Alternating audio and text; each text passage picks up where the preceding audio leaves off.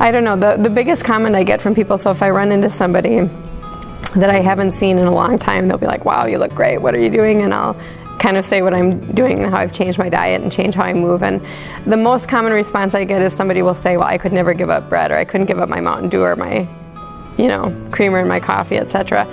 And I saw this quote that said, the price of anything is the amount of life you exchange for it. And I thought, how many, myself included, years wasted feeling so crummy, and the cost of the food that we were putting in our body, we don't really recognize that we're exchanging life for it, that we're exchanging longevity or mobility or quality of life for pasta and cookies and bread. And if we really thought about it, I don't think we would do it. I think it's so easy to eat mindlessly because everybody around you is doing the same thing. The biggest surprise in the dietary change for me has been the improvement in my mental and emotional health. I was really struggling, feeling depressed when I was going through that. The brain fog was terrible for me, and the memory. And I didn't anticipate that changing how I ate would change how I feel. And that's been the biggest surprise to me, to just feel like I was coming back to life. And that's been probably the greatest aspect of it. The physical changes have been wonderful. I'm much stronger, and I feel kind of nimble, which is a nice way to feel, enjoying the activity. I guess a lot of it would be me sitting on the sidelines watching my children enjoy these things, and I feel like I've become more active with them because of feeling better. Just better. I feel almost like I didn't recognize myself. Sometimes looking at the pictures, you almost think I wasn't really that big. Like, you don't really see it or notice it. It comes on slow.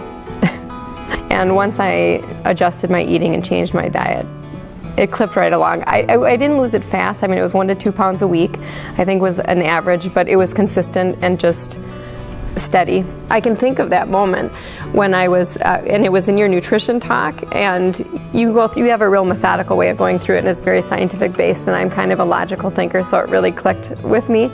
And there was a woman who was sitting behind me, and she had raised her hands for a question, and she said, but I can't imagine my life without tortillas.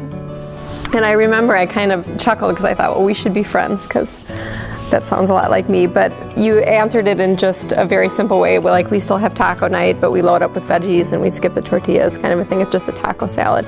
And that was kind of the point where I'm a really good cook. I've always done a lot of homemade food, and I just at that moment could think through some of my top 5 favorite recipes, and I could think, well, I could switch out sweet potatoes for Yukon Golds in this recipe, or I could do this and that. And it was like at that moment I was like, I can do this. This isn't that hard. I can change the food that I put on my plate. And it was like from that night, from dinner that evening till now, I never wavered in my commitment to do it. Listening to your nutrition talk, it really struck me that the most important thing I could do is change what I was putting in my body, and to see how that impacted my autoimmunity, and it really helped a ton. And I think it was during your nutrition class that I just decided, I'm going to try this and I'm going to do it, and I did from that day forward.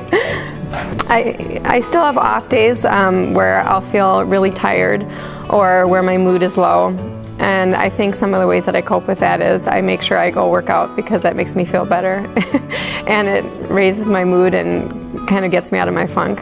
So the biggest thing I struggle with is my energy, but I've come a million miles from where I was a year ago, or 8 months ago when I started.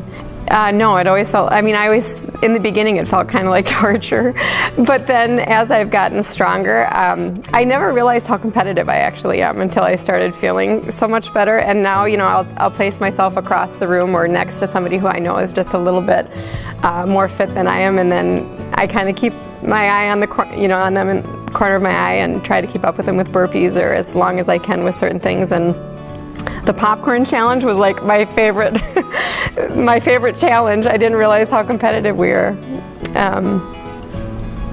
but I enjoy it. My 13-year-old has been going with us in the mornings. We did the 30 for 30 for him, and he loves it. He's an animal, and him and my husband compete, and he starts popping fish oils and vitamin D like we've got at home, and his multivitamin, and he's kind of following suit. And I haven't had to push it. It's just they see you feeling better and what you're doing, and then they kind of follow suit.